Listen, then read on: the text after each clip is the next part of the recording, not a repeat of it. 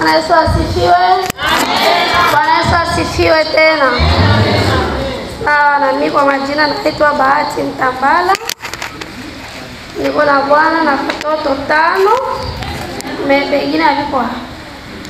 Sawa, mimi nafika hapa mbele yenu kushuhudia na kumshukuru Mungu sana kwa makuu na maajabu ambayo alitendea kupitia mtoto wangu mwenye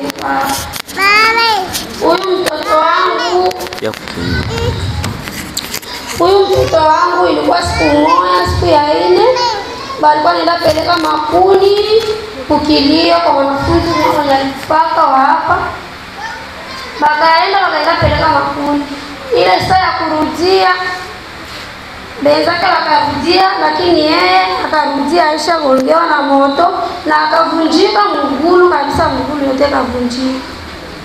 Niko tu kwa nyumba, wakaniletea mtoto, wakaniuliza hapa ndio kwa Isaya. Ndio.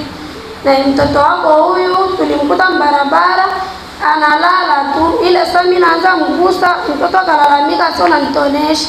Umuuliza sema alimgonga na moto na ndio si mguu unavunjika. Mguu yote ilikuwa inapengama, ilikuwa inarudia hivi. Sasa ikanibidi niende na mtoto wangu kwa mganga hapo chini.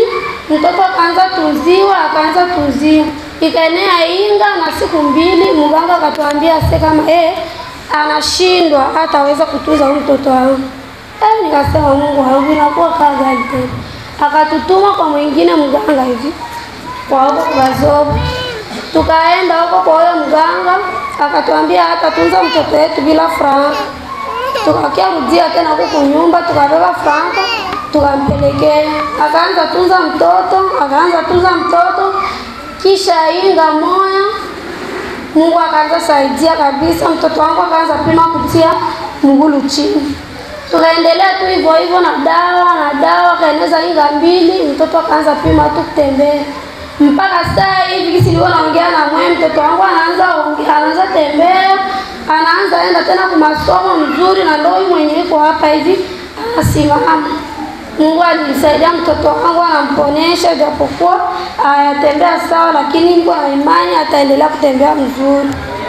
Amen. Ndio.